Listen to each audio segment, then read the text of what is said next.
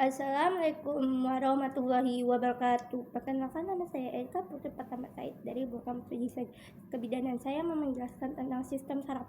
Sistem saraf merupakan rangkaian organ yang kompleks membentuk sistem terdiri dari jaringan saraf. Yang selanjutnya 3 fungsi sistem saraf. Yang pertama, fungsi kewaspadaan, fungsi integrasi, dan fungsi koordinasi. Selanjutnya, sistem saraf pusat.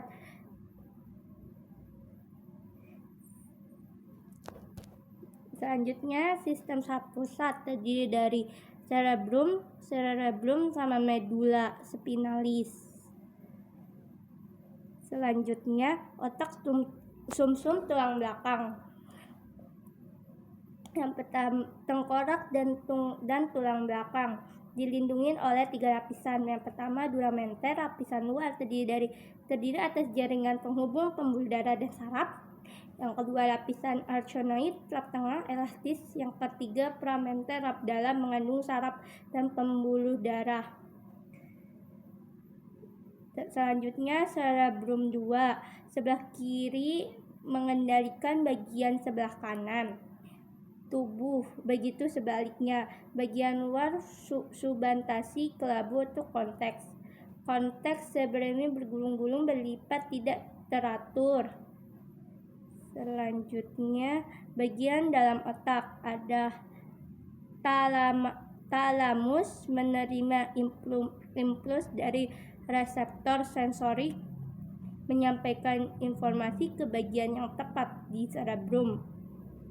Terus, hipotalamus mengendalikan kelenjar pituitari untuk fungsi endokrin. Terus substansi abu atau gray matter 2 itu tanduk posterior, tanduk anterior, dan akar ventralis mengandung motorik visceral dan motorik somatik. Sistem saraf tepi, sistem saraf sadar, sistem saraf somatik. Kalau sistem saraf tak sadar, sistem saraf otonom. Apa sistem saraf tepi? Sistem saraf tepi adalah lanjutan dari neuron yang bertugas membawa impuls saraf menuju ke saraf-saraf pusat dan dari sistem saraf pusat. Fungsinya mengatur aktivitas yang kita tak sadari. Sistem saraf perifer, ada 31 pasang saraf spinal dan 12 pasang saraf kranial. Yang selanjutnya, neuron, anatomi neuron. Badan sel nukleus dilengkapi nukleolus di sitoplasma, dendrit, akson, serabut saraf membawa informasi pada neuron lainnya. Anatomi neuron, badan sel nukleolus yang besar. Anatomi neuron, perpanjangan di luar badan sel. Dendrit menghantarkan impuls menuju badan sel. Jenis neuron ada 3, neuron unipolar, bipolar, dan multipolar. Selanjutnya, saya mau membahas tentang mekanisme gerak tubuh. Gerak refleks terjadi apabila rangsangan yang diterima sel saraf sensorik disampaikan oleh neuron perantara. Perubahan fisiologi sistem neurologi pada bayi baru lahir. Bayi telah dapat melihat dan mendengar sejak baru lahir, kemudian adanya suara dan penglihatan. Setelah lahir, jumlah ukuran saraf tidak bertambah. Sistem pernafasan yang berkaitan dengan perempuan dan anak. Selanjutnya, membahas tentang perkembangan sel-sel darah. Sel-sel darah adalah cairan di dalam pembuluh darah yang mempunyai fungsi transportasi oksigen, karbohidrat, dan metabolit, mengatur keseimbangan asam dan basa. Fungsi darah yang pertama, 1. Sebagai sistem dari tubuh, yaitu mengantarkan bahan kimia. Kedua, menyangkut sisa metabolik ke organ pembuangan. Ketiga, menghantarkan hormone ke organ sasaran. Keempat, mengangkut enzim, zat buffer, elektrolit ke seluruh tubuh. Selanjutnya, plasma juga mengandung 1 nutrient, gram darah, elektrolit, mineral, hormon, vitamin, dan zat-zat sisa. Fungsi plasma adalah yang pertama, menyarukan sel-sel darah. Kedua, merupakan cadangan air tubuh. Ketiga, mencegah mengerutnya dan tersumbatnya pembuluh darah. Keempat, membantu mempertahankan tekanan darah dan sirkulasi ke seluruh tubuh. Yang kelima, menyalurkan hormon. Yang keenam, mendinginkan dan menghangatkan tubuh sesuai kebutuhan. Selanjutnya, leukosit, sel-sel darah putih. Leukosit tidak mengandung hemoglobin sehingga tidak berwarna merah. Bentuknya bening, tidak berwarna dan berubah, dan bergerak dengan perantara kaki palsu, pseudopodia. Selanjutnya, leukosit bergranula. Neutrofil, nama lain sel polimorfonuklear. Anatominya yang pertama, inti sel yang kadang-kadang seperti terpisah-terpisah. Granulanya berisi enzim hidrolisis berwarna ungu pucat. Fisiologinya memiliki kemampuan fagotosis untuk memangsa dan menghancurkan bakteri serta sel-sel tubuh yang mati. Selanjutnya, eosinofil.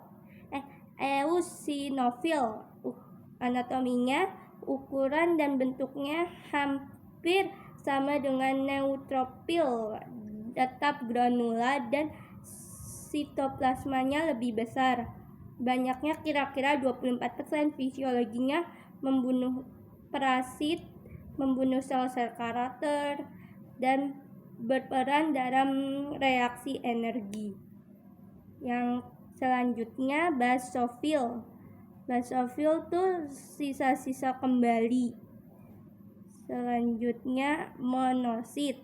Monosit ciri-cirinya berinti satu, berukuran besar, berbentuk bulat panjang, dapat bergerak cepat, bersifat fagosit. Jumlahnya 100-700. Fungsinya fagositosit, berkembang menjadi makrofag. Kelainan leukosit. Leukopenia, leukosit lebih kecil dari 400 infeksi virus. Obatnya analgesik, antibiotik, antikonvulsan.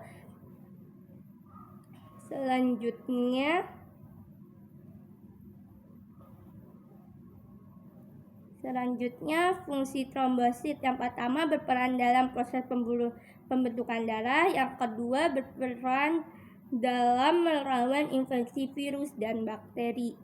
Selanjutnya, membahas tentang sistem limfatik. Sistem limfatik atau lymphatic system atau sistem getah bening adalah suatu sistem yang membawa cairan dan protein hilang kembali ke darah. Selanjutnya, limfa berasal dari plasma darah yang keluar dari sistem kardiovaskuler. Sistem limfa merupakan bagian pelengkap dari sistem imunitas dan berperan penting dalam pertahanan tubuh terhadap penyakit. Sistem limfatik adalah sebuah sistem sirkulasi sekunder yang berfungsi mengalirkan limfa atau getah bening dalam tubuh berasal dari cairan atau protein yang hilang. Sistem ini dianggap juga sebagai sistem pelengkap dari sistem imunitas tubuh. Selanjutnya, organ limfatik ada 4. Yang pertama, lymphonodes, yang kedua thymus, yang ketiga limpa, yang keempat tosil. Selanjutnya pulpa alba dihubungkan dengan arteri yang mensuplai limpa, terdiri atas kelompok sel limpa, limfosit T, B, dan makrofag. Di pusat kelompok terdapat A. sentralis. Rubra dihubungkan dengan vena yang mensuplai limpa, terdiri atas sphenic cause dan sphenic sinoid. Selanjutnya anatomi fisiologi sistem integumen. Kulit adalah lapisan jaringan yang terdapat pada bagian luar yang menutupi dan melindungi permukaan tubuh. Fungsi proteksi. Kulit menjaga bagian dalam tubuh terdapat gangguan seperti tekanan, gesekan, tarikan, gangguan kimiawi, dan bersifat inti seperti panas, radiasi, sinar UV, dan gangguan infeksi luar, kuman, bakteri, dan jamur. Fungsi kulitnya ada banyak, ada 7. Yang pertama fungsi proteksi, kedua fungsi absorpsi, ketiga fungsi ekskresi, keempat fungsi pervasi, kelima fungsi pengaturan suhu tubuh, keenam fungsi pembentukan pigmen, ketujuh fungsi keratinanisasi, ke-8 fungsi pembentukan vitamin D.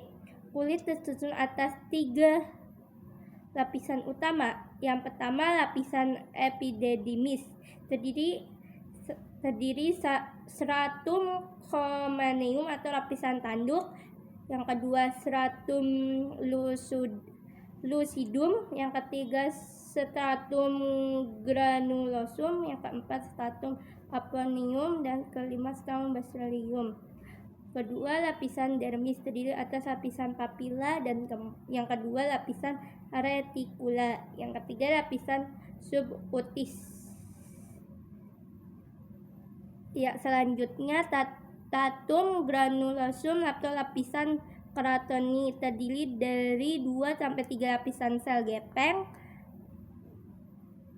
Selanjutnya anatomi fisiologi sistem perkemihan. Sistem urin adalah sistem organ yang memproduksi dan menyimpan dan mengalirkan urin. Bagian sistem perkemihan yang pertama ginjal atau renal, kedua ureter, ketiga vesika urina, yang keempat uretra.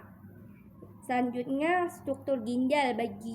Bagian paling luar dari ginjal disebut konteks, bagian lebih dalam dari disebut medula, bagian paling dalam disebut pelvis. Ginjal dibungkus oleh lapisan jaringan ikat longgar yang disebut kapsula. Ureter terdiri dari 2 pipa yang masing-masing bersambung dari ginjal ke kandung kemih. Lapisan dinding ureter terdiri dari lapisan luar jaringan ikat atau fibrosa, kedua lapisan tengah atau otot-otot polos.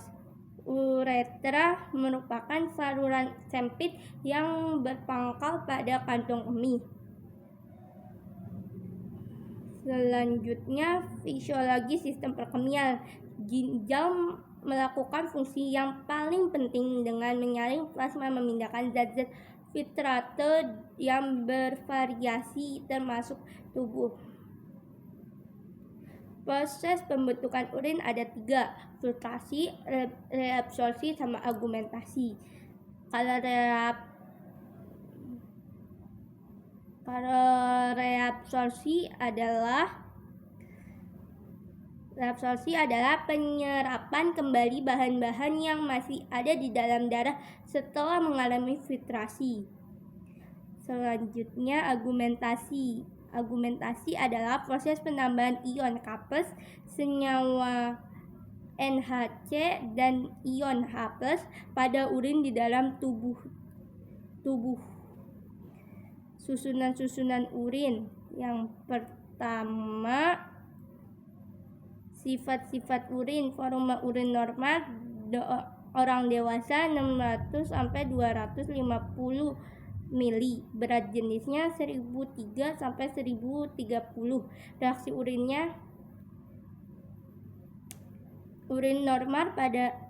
unsur normal pada urin. Urea merupakan hasil akhir metabolisme protein. Yang kedua, amonia, kreatinin dan kreatin. Yang keempat, asam urat adalah hasil akhir terpenting oksidasi purin dalam tubuh. Sekian penjelasan dari saya. Kurangnya lebih mohon maaf. Wassalamualaikum warahmatullahi wabarakatuh.